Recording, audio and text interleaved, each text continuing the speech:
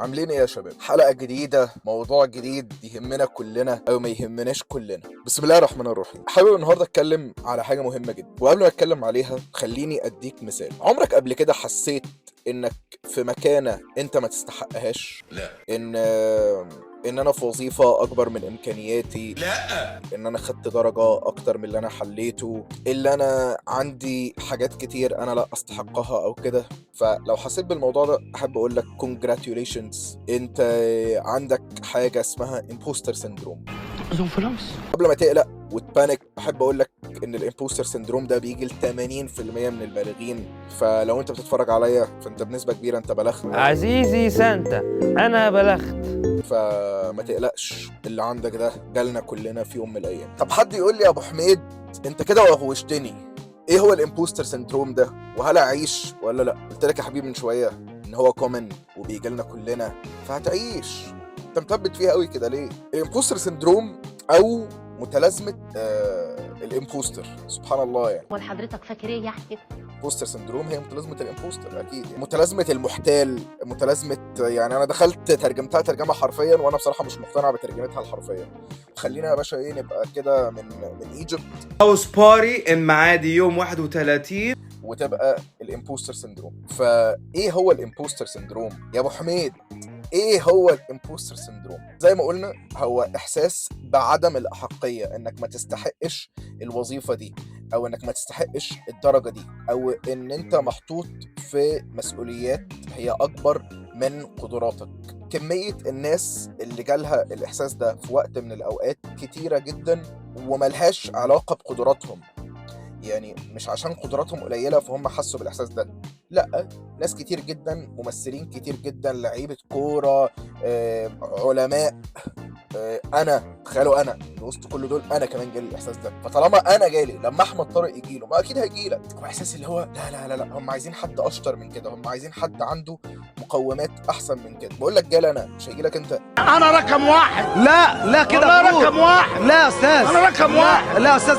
فبقول لك هو احساس بعدم الاحقيه بيجي لك وبيخليك انك على طول مش سعيد في المكان اللي انت فيه، وحاسس ان انت في يوم من الايام هتتقفش، وحاسس انك بتعمل حاجه غلط اساسا على طول في الوظيفه بتاعتك او في المكان اللي انت محطوط بيه، وحاسس انك على طول عايز تجهز زياده عن اللزوم حتى لو ده هيجي على طاقتك. فلو انت حسيت يا باشا بالاحساس ده اعرف ان دي النهايه ليك، خلاص دي اخر مرحله من مراحل المرض النفسي.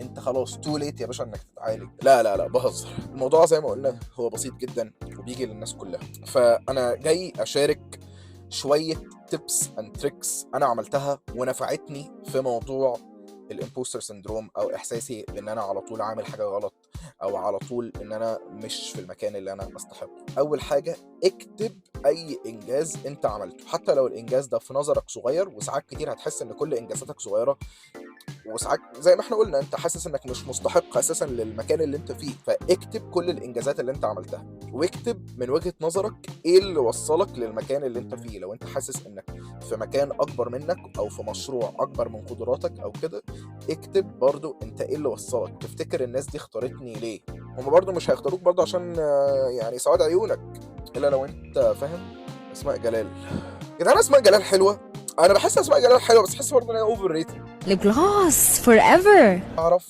ان انت مش لوحدك، اعرف ان انت كل اللي قدامك دول اللي انت حاسس ان هم واثقين في نفسهم واثقين في قدراتهم وكده، برضه هم ساعات بيحسوا ان هم لا يا جدعان انا كل الناس كويسه وانا بس اللي وحش، او كل التيم ده كويسين وانا بس اللي وحش.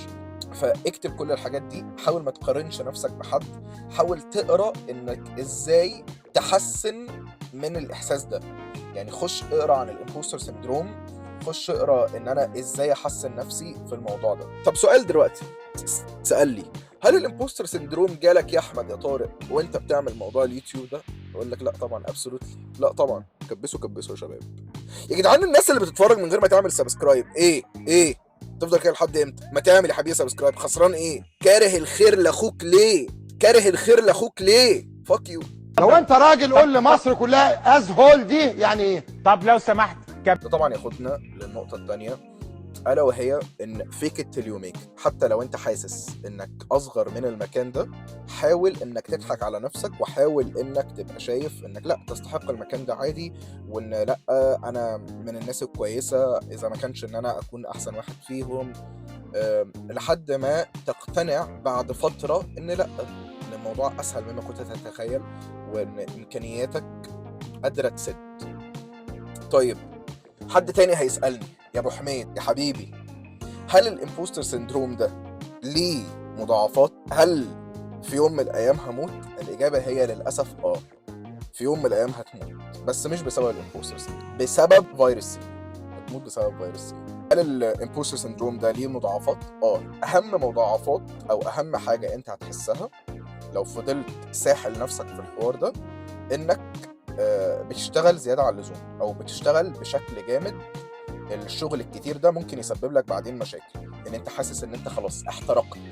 هل سمعت عن الاحتراق الوظيفي؟ هو ده يا باشا، هيجيلك الاحتراق الوظيفي. جالك الاحتراق الوظيفي يا تارك الامبوستر سيندروم، انك هتحس يا باشا انك بتشتغل كتير عشان تحاول تثبت لنفسك قبل ما تثبت للناس انك تستحق المكان ده.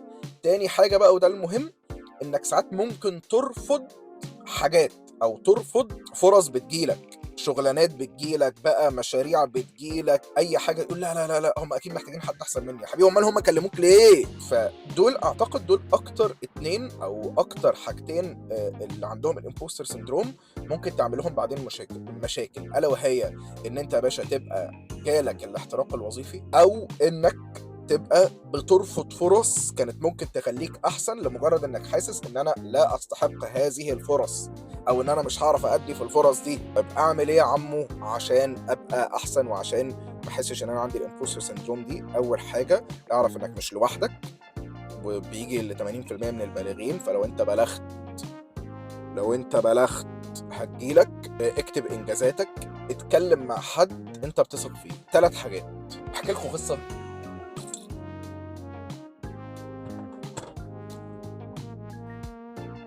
انا عايز اوبن اب معاكم. انا بقالي كتير بتكلم كلام علمي، وانا عايز اوبن اب معاكم واحكي لكم مشاكل. انا طول عمري كنت لوحدي، ما كانوش بيخلوني اتكلم كتير وانا صغير.